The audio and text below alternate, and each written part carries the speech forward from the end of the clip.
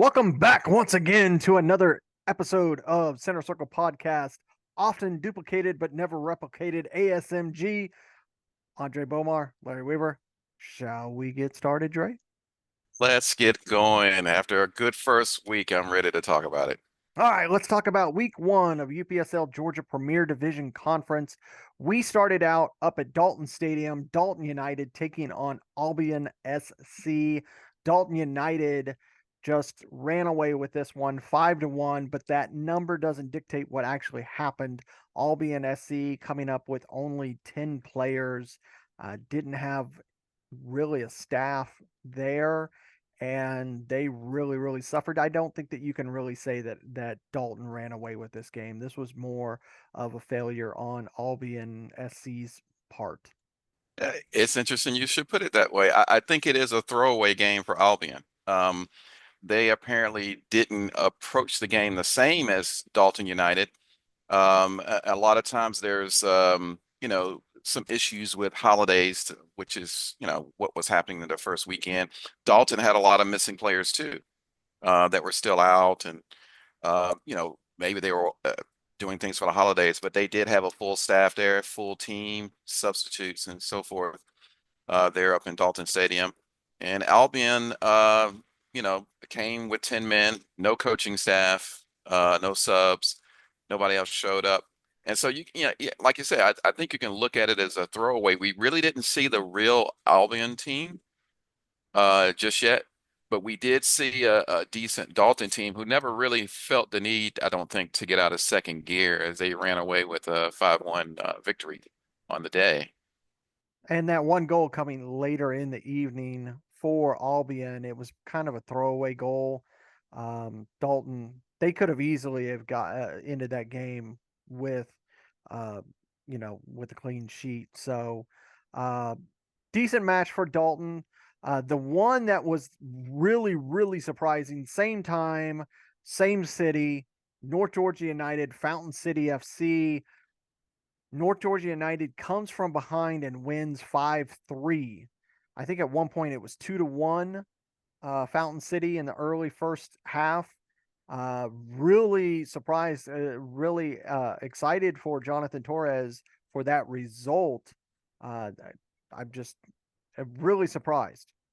Yeah, I mean, and it's funny, these two teams are two of the teams that I most was anticipating to watch to see what they would do. North Georgia, because of what they had gone through last season with a lot of promise, unfulfilled promises that saw them end up at the bottom of the division table. So this season, we had some contact with the coaching staff there, the ownership there. They have big ambitions, and they came to this game ready to go as it appears. And Fountain City, of course, one of the stars of Division One last season, also well coached, well organized, came to play, played well. But I think this is a signal, I guess, from North Georgia United about their intentions. And I don't think a lot of people are giving them a lot of credit because of the way they ended last season. But a 5-3 victory over a very good Fountain City team coming in is enough to turn heads, I think, even in this match week one that we saw. And again, Emmanuel Lom, 2 goals. The last season's Golden Boot winner. He starts off the mark in just as the way he left off. So they keep him healthy. Ronald Maradiaga as well, another prolific scorer for North Georgia. I think that maybe they'll surprise a few people. There could be playoffs in the picture for them. And I will admit that I was surprised as well. I thought that Fountain City was going to come in and win that one. So hats off to North Georgia United. You did a great job. Final match Saturday night, Atlanta City FC, Vino Tinto. Atlanta back in Premier, ends 2-2. Yeah, I mean that's again, you have a team much like North Georgia that disappointed Atlanta City, and now another promoted team, Vinotinto, Atlanta, who won the Division One playoff in this from the spring season that gave them the right to come to Premier. And so a lot of unknowns and a lot of faces that you were looking to see what they could do. and it ended, I think, fairly 2-2. Although it looked like Vino Tinto had the lion's share of the game and possession, more of the attacking in the game. Again, Atlanta City still a very youthful team, a lot of inexperience, but they held their own, and then they got that late goal to save a point. And that shows a lot of integrity. That shows a lot of heart. Coach Johanan has done a great job at Atlanta City, but Orlando there at Vino Tinto, Orlando Lopez, he's done a good job in getting Vino Tinto back to the Premier after a season in Division One. So two solid teams. I think that they'll make some noise. I don't think that, I'm not sure about playoffs this season for either one of them. I think they still need a little time, but I've been surprised by a lot of stuff in the past couple of seasons, but a really solid game from both of them, I think. And both final goals for both teams were Galazzos. Oh So, yeah. I mean, they were beautiful goals. So, good job for both teams. Did a great job. We move on to Sunday. The first of our doubleheader was Soccer Saves Lives SSL taking on Georgia Athletic SC. And I really kind of feel it ends 1-1. I kind of feel like Georgia Athletic are going to feel like they lost that match because they were in control for a lot of that match, allowed SSL to get a late draw. Uh, they had some problems getting the ball into the attacking final third at times. Nazario and Bamio really didn't get as much of the ball as what I was expecting him to get. So I think Coach Michele, they'll have to kind of go back to the drawing board a little bit and get ready for what's coming up here in week 2. Yeah, I think that when you look at that game as the game that we broadcast there, Georgia Athletic were very methodical, but they lack finishing, man. I think that even with Mbamio, the chances he did get, he couldn't really get enough pressure and accuracy to get it on frame, to threaten the goalkeeper, to threaten the score. And so I think that that's one of the things that they're going to have to work on is just following through, work on that finishing. I still think they're going to be a solid team. Looking forward to seeing them, challenge for a playoff spot. We're going to see them with another big test this coming weekend as we broadcast their game on Sunday against Kalanji Pro Profile. So that's going to be a big, big test for them. But yeah, I think you know, maybe you could look at it as a couple of points dropped for Georgia Athletic as instead of a point gained by SSL. So, but SSL, another somewhat disappointing team for last season. Really had some admin issues, but coming out of the gate, brand new uniforms. They really look like they're well organized there. Good coaching staff, uh, good discipline in the game. So, all credit to them to look like maybe they've turned it around from that point of view. Now let's see what they can do on the pitch as well. Yeah, at times SSL looked like they were a little discombobulated with moving the ball around. There wasn't a lot of communication. One thing I will say is their keeper for the match did a fantastic job. When he was called upon, he had some good saves.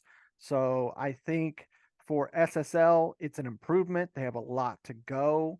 Georgia Athletic, I kind of feel like they would feel like they let themselves down a little bit in that match.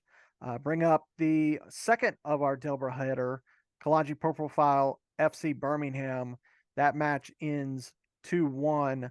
Kalanji gets the early goal. FC Birmingham comes on late. Big mistake by the keeper for FC Birmingham leads to a chance. He gets red carded, has to bring on 17-year-old backup goalkeeper, and they had to play with 10 men for a good part of this match. Kalanji gets the late winner.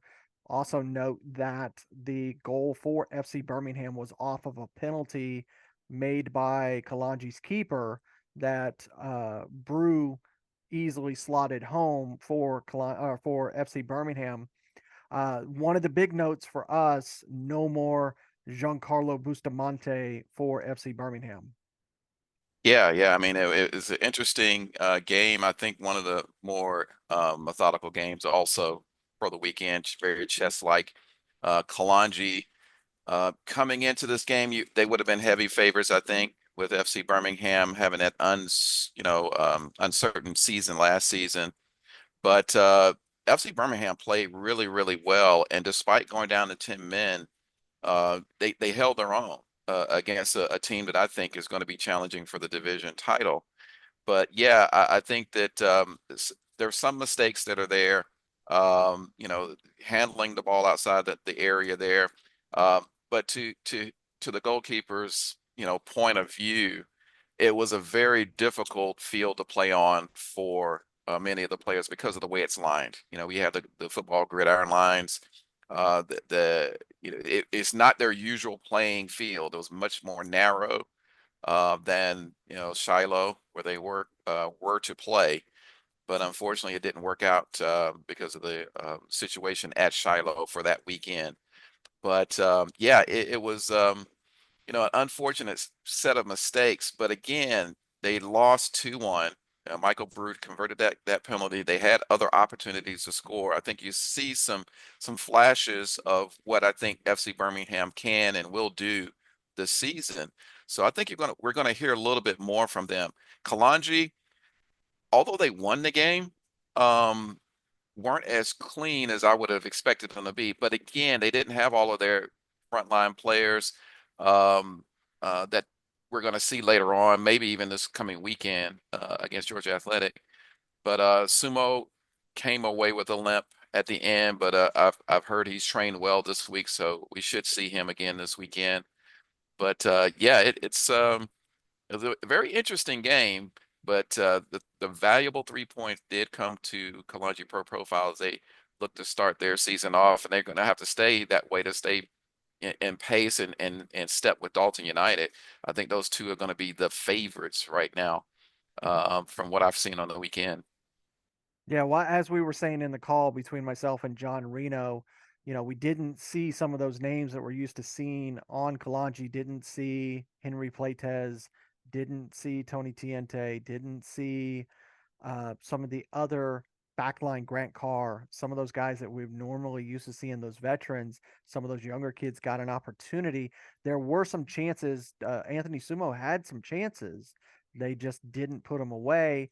And I think if you would have had some of those older veterans, that game could have easily had gone several points above FC Birmingham. When it comes to FC Birmingham, they had moments, but you could see that Luke Sear up on the top, he had a couple good opportunities.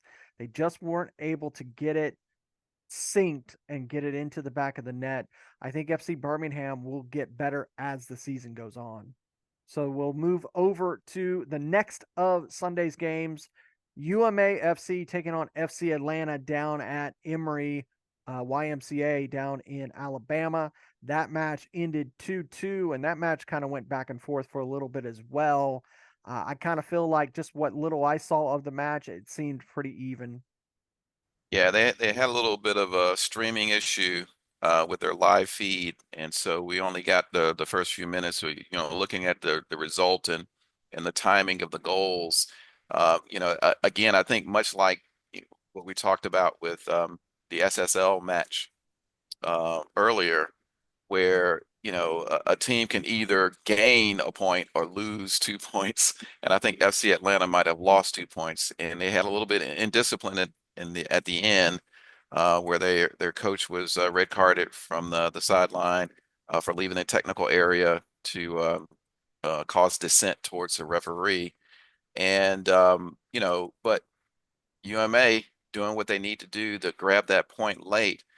But I think that it'll be interesting to see what will happen with UMA as the season goes on, because they don't have their top line players because of college, and they're just not available. They probably will become available later in the season, but I think they're going to rely heavily on a lot of the academy age kids to come in and fill those shoes. And so they're well coached and they're very, very talented, but I think that's going to be a factor as to whether they can, return and get to that playoff area again or not, because the competition in this division is top notch from top to bottom. There's not a weak team that I see. But FC Atlanta, I think we'll see a little bit more um, progress from Coach Ferrer's boys, but it's still going to be sort of a tough road, and they're going to have to keep their heads. They're going to have to watch the discipline so that they don't get unnecessary, suspensions of key players and staff as they go into the season. It's going to be a long season, and they need to really take care of themselves to make sure that they can make the proper challenge to the division. Yeah, UMA, a team that's always super disciplined, so we'll keep an eye on UMA. That ends to the final match of the first week. Potros FC taking on Georgia Revolution, and the league leaders fall 2-1 to Georgia Revolution. And I don't think that it's way too soon to say the honeymoon is over. That game kind of went back and forth, and unfortunately for Potros, it ends in a 2-1 loss. Yeah, I mean, Potros I think a lot of eyes are going to be on them this season. I think that last season, they quietly went about their business. One of the most consistent teams in the season in the Georgia Conference, Georgia Premier Conference that spring season. But they're not going to sneak up on anybody this season. And I do wonder. There's been a coaching change, and there's some personnel differences, and it's hard to tell after the first week how that'll affect them. But I thought they played well, and Georgia Revolution is always going to be a strong team to play against. But I don't think the challenge is going to be the same. I think it's going to be a harder road for them to go. Um, but it was a very close game. And I think that they can build off of this, but we'll see what happens with the change in soccer philosophy at Portos. With Georgia Revolution, they finished the season, poorly last season, and I think if they can pull it together and keep the consistency going with the quality of players that they have, this type of result is going to be a springboard to more success as the early season goes on. That's what I think, but it's hard to tell right now after one week. I think that there's a lot of different ways that both of these teams can go. So that wraps up the first 7 matches of the season and the end of week 1. It gives us a chance to look at the table for the first time. And no surprise at the top of the table, Dalton United, and that little bit of surprise, North Georgia United in second place. Kalanji Pro Profile, Georgia Revolution, Atlanta City, Vinotinto, UMA, and then the final slot that will be the playoffs 8th slot is FC Atlanta. And then those 2 bottom slots that are the most important, 13 and 14, Fountain City FC and Albion FC. I don't expect Fountain City to be down there for more than a brief second, Dre. Yeah, I mean, it's week 1, and so I mean, teams can end up in strange places after the first couple of weeks, and I think that you look down and see Portos in 12th after one game, and they're obviously not going to stay down there. But yeah, I think that for the large part, familiar territory for Dalton United, Kalanji, Georgia Revolution is not a surprise up there. And so I think those teams are threshing themselves out as we would expect.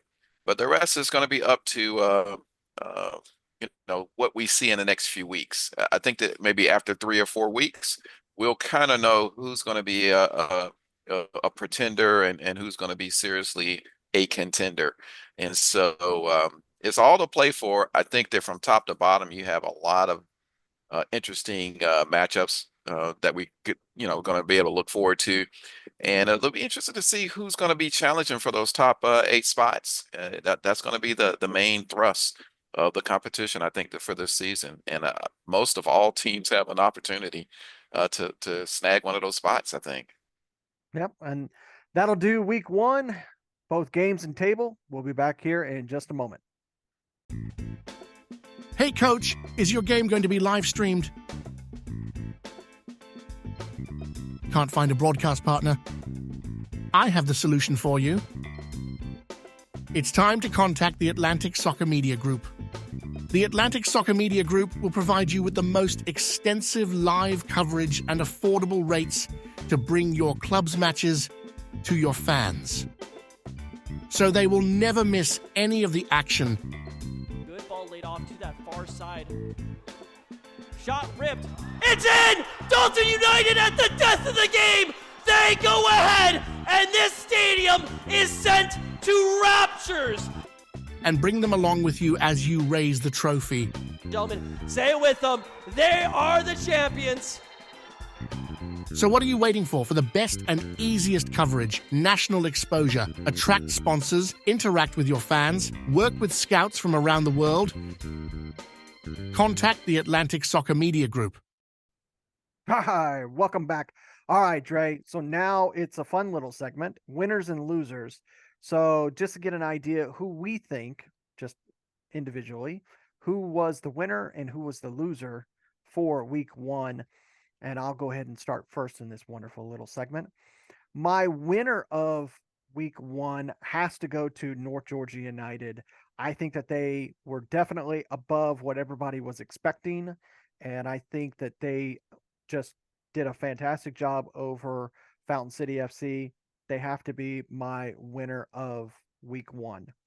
When it comes to loser of week 1, it's got to be Albion SC. They just did not bring what they need to come. When you come into the Premier Division, you have to bring your best every single week. And to take a week off, especially week 1 against Dalton United, one of the biggest powerhouses in the division, that's a big loser for me. What about you?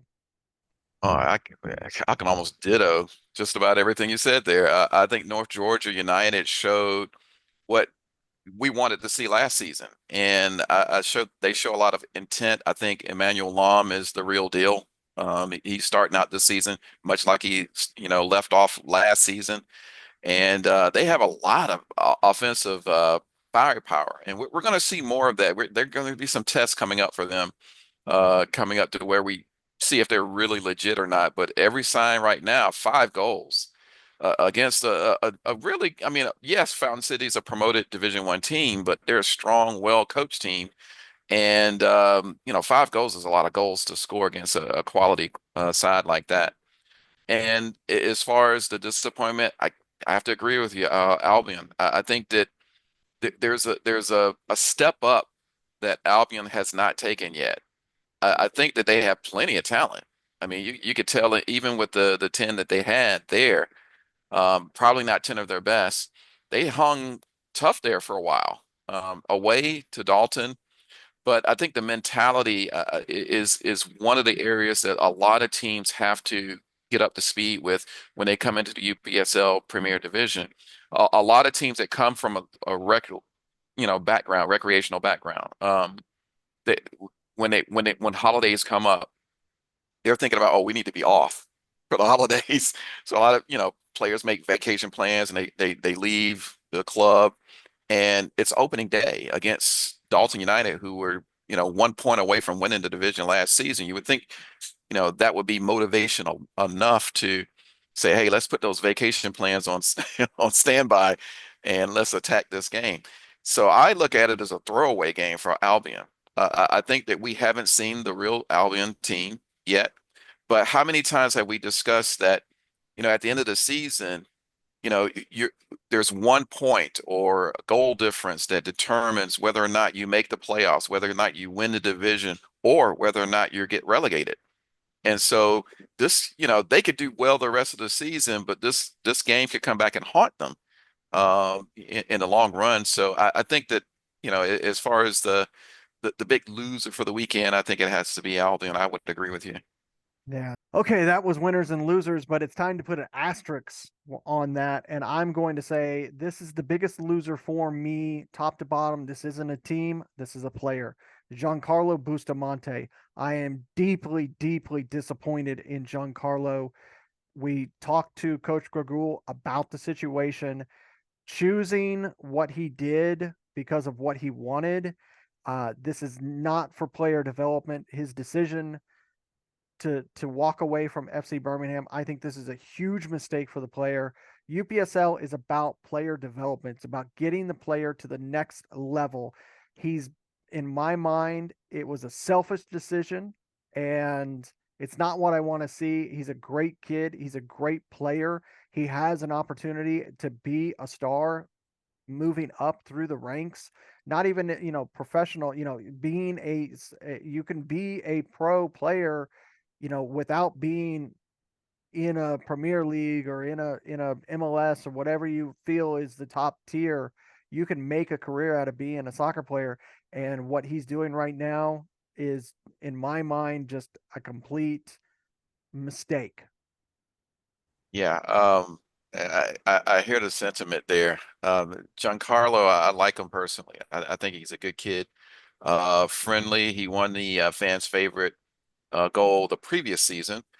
And I think at FC Birmingham, I think they built the team primarily around him. I think that he was the focal point of the attack that they had. But there were some things that were happening with his attitude, I think, and his work ethic that became sort of a negative within the club. And so I think that when you look at it that way, um, it turned into something negative over the period of time, which is a shame, like you say, because he's a very talented player. And, when you have a talented player that's not reaching their full potential, it starts to become a detriment to the club. And so, it's not unusual to see this type of thing with standout players. Sometimes they feel that they should be given more than what they deserve. And, I think that, this might be one of those cases. And it's a shame, Larry. I think that he was poised to be one of the stars of the league this season. And with the new players that Doug Walk and Coach Greg Agul have put around, would have put around him this season, you're talking about firm playoff, contenders and maybe more. But now it's sort of a little bit more up in the air, and that's why I said, like with the review, that I think that they're still not completely gelling right now, FC Birmingham. And I think a large part of that is because, Giancarlo has decided that he wants to, maybe play for money or play in the Spanish leagues and so forth instead of with a real team in a a solid pro development competition like the UPSL. So I think it's more along, his loss, but it's also a loss for FC Birmingham. And it's just a sad story. I wish he would have stayed, but you can always come back. But I'm not sure FC Birmingham will will welcome him back. Yeah, that's one of those that if he does come back, you'll see him on a different club. I don't think you'll see him at FC Yeah. Birmingham. And some of it, yes, you had a situation where, yeah, you are being coached by your uncle. I get that. And, you feel like you have a sense of, some people would think that you would have favoritism or something like that. And, maybe there's an opportunity there for him to move on and have an opportunity somewhere else. I hope, because this is my plea to Giancarlo if he's watching. He's a great player. You're a great player. Focus on what's important. It's not about money now. It's about future. And what you have now is never going to mount up to what you're going to get. So I'm just disappointed, to say the least. And I wish him nothing but success. Well, and you had mentioned about, the playing, with his coach, with his uncle as coach. Those things can work out well. And it's working out well at Kalanji Pro Profile. If Kalen Kalanji is Coach Bruno Kalanji's son, and he's a standout player.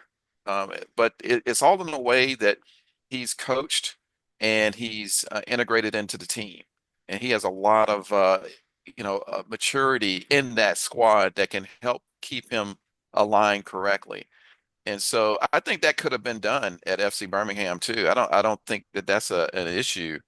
having a relative as a coach in this situation if you have the right people around him and if he has the right attitude. But apparently it's not the same situation there in FC Birmingham. But FC Birmingham's going to keep on going. I think that they will settle, they will gel. And you got Michael Brew there, who's a fantastic, player for them. Scored the penalty, and I think I think that's probably a player to look out for in the rest of the season for FC Birmingham. So it's football. We'll see what happens, how it all meshes out. And like you say, we may see Giancarlo come back. Maybe he'll be with another team, maybe not. So the soap opera continues. Yeah, because I mean we've seen it in the past. Both uh, in the professional ranks, and we've also seen it in the UPSL ranks. It wasn't a few seasons ago that Nazario and Bamio had a falling out with Yeah, Coach that's Ayub a good over example. at Atlanta Rovers, and he found a home over at Georgia Athletic and has made a name for himself over there, and he has an opportunity to really shine. And let's hope that that can be the same for Giancarlo. Yeah, that's a very good example because when he parted ways with Atlanta Rovers, it looked like the end for him. It was such a nasty divorce there. But boy, he's come on with Georgia Athletic, and he came close to getting the Golden Boot last season. But he's a fantastic player, and now the focal point of their attack. And a good kid too. He's a good player, good personality. So yeah, it really shows how things can turn around over the space of a season, even. Yep. Now, time to move on to what is week 2 of the UPSL Georgia Premier Division Conference. And we are going to be fast and furious for Saturday, September 7th. So we will be presenting FC Atlanta taking on Dalton United over at Silverbacks Park. 3 p.m. will be the kickoff. And that broadcast is actually going to be in Spanish for Spanish commentary. It'll be interesting to see if FC Atlanta can hold off a prominent Dalton United. Yeah, yeah. Dalton United is going to be the favorite in this game. They should have more of their firepower back for this one, more of their regular starters. FC Atlanta, as good as they did this first weekend, I think it's an uphill battle to match up with Dalton United, and I would have to look at Dalton as the firm favorites to come away with a victory here. But it's football, so you never know what can happen. Dalton's away, and FC Atlanta, this will be their home uh, opener here for them. So hopefully they'll put on a good game, good show. And then at 4:30, same place, Vino Tinto taking on Soccer Saves Lives SSL. I kind of have a feeling that SSL will be a little bit better in this match. I can't really say that I see one team over the other so far right now. It'll be an interesting one to watch.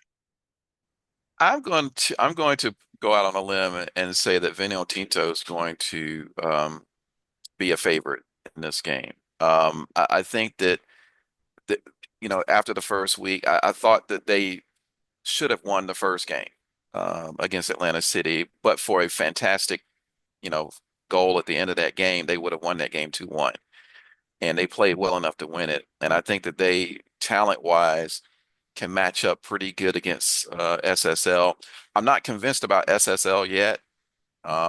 They had like you said earlier in your review of the first game, they had a lot of lapses in that game with Georgia Athletic, and I'm not sure if the coaching and the training of this week is going to thrash all of that out before they meet up with Vino Tinto. But I'm gonna put the favorite here on Vino Tinto for this weekend. At 5 o'clock, going south of Atlanta, down at Old Henry High School, Georgia Revolution will be taking on Atlanta City. I think we both could say Georgia Revolution is going to be the favorite in that match. Yeah, and I think that the way Georgia Revolution has started, I think they've got the momentum right now. Atlanta City, they still have Jimmy Noel and well, they don't have James Caden anymore. And then um, Terry Jules. Thierry Jules.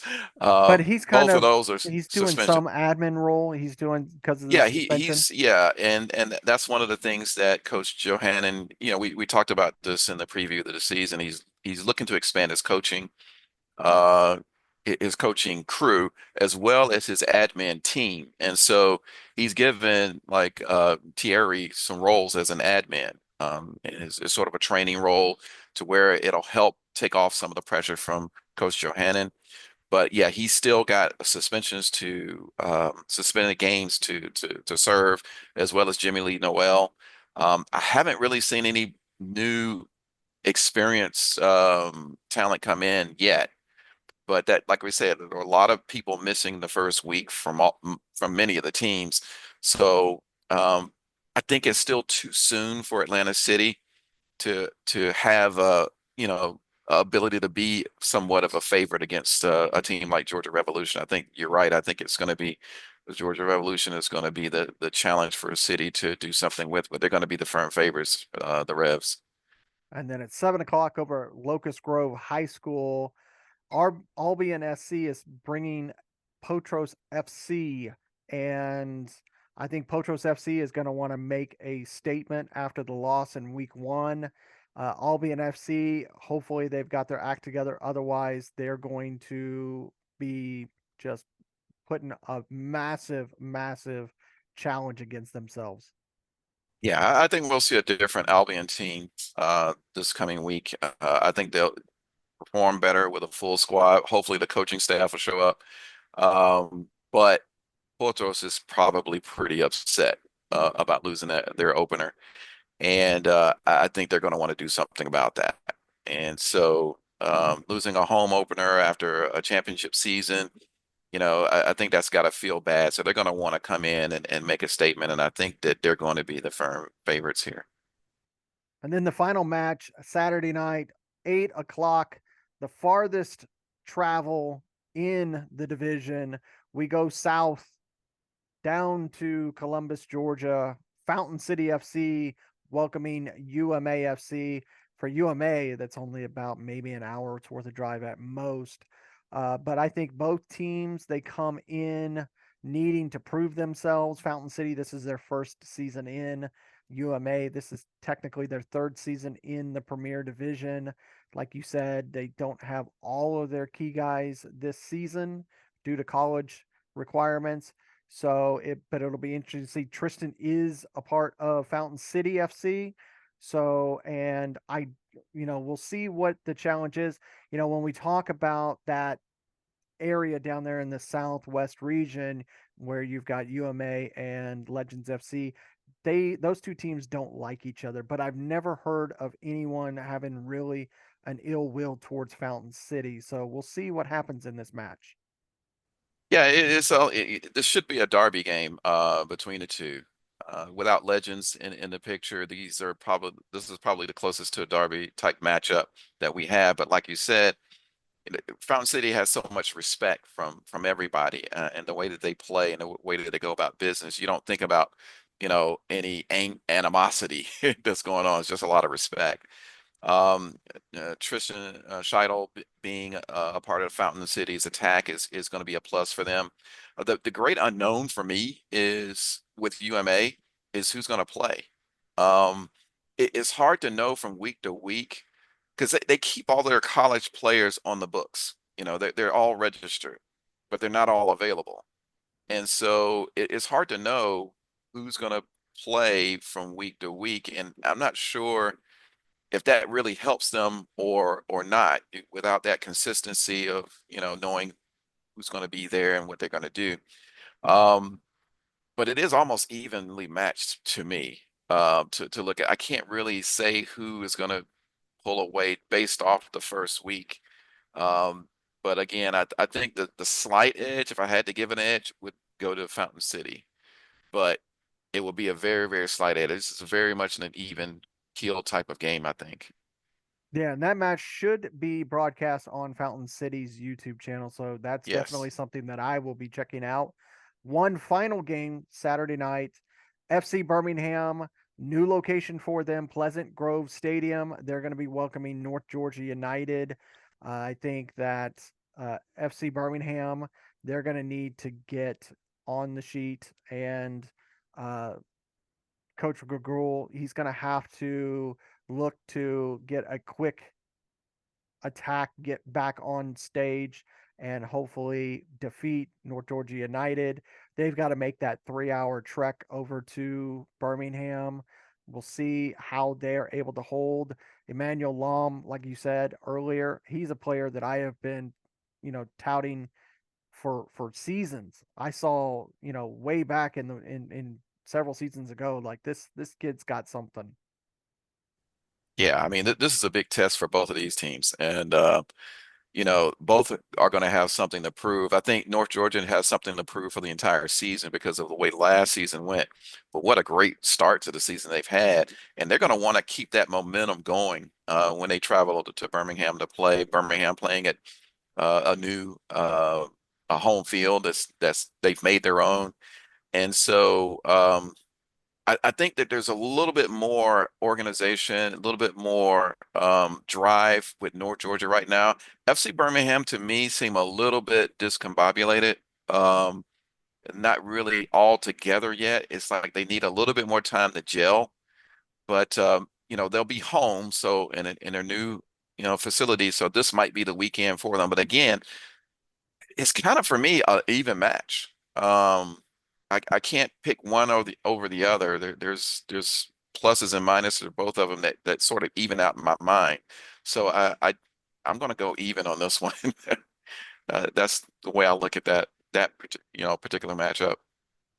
And then on Sunday, the last match of the weekend, we will be bringing you over at Discovery High School. Georgia Athletic SC is going to be welcoming Kalanji Pro Profile. And I kind of want to feel like Kalanji's going to have a little bit of an upper hand because they got to see Georgia Athletic play against SSL in week one. They kind of saw their strengths, they saw their weaknesses. And I also think that there's an opportunity that some of those veterans that didn't play in week one will be there for week two.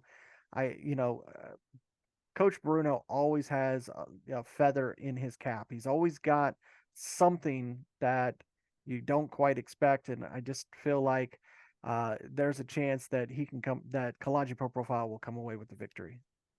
Yeah, I agree with you. I think this is a perfect game for Kalanji Pro Profile. They will have their regular lineups back. A lot of the people that were missing the first weekend, and like you said, they scout very well. They review footage. They train 4 days a week, and so I think that they're really focused really well so far, and they're going to be firm favorites in this game. I think Georgia Athletic. As good as they are, I think they have a sort of a hill to climb against this team. And again, I've said this many times in many seasons with Kalanji Pro Profile, as long as they're focused and all playing all together and they have their top lineup from week to week, I think anybody would find it hard to stay with them, to beat them. And I think that they are sort of leaning that way this season. But it remains to be seen. You have to play it on the pitch. So we'll have to see there. We'll have that broadcast on ASMG on Sunday. I'm looking forward to being a part of that broadcast and seeing what can transpire with that one. That'll do it for week two. All the links to all the other games that are not ASMG, they will be in the description if we can find them. Other than that, that will do it for week two here on Center Circle Podcast. So for Andre Bomar, it's been Larry Weaver. Thank you for watching. We'll see you next week.